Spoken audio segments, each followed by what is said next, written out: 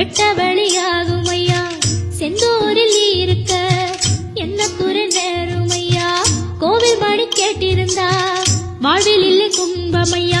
வலையில் வந்து விழுந்திடணும் மீனு, விலை போனா பசிக்கு அது சோறு.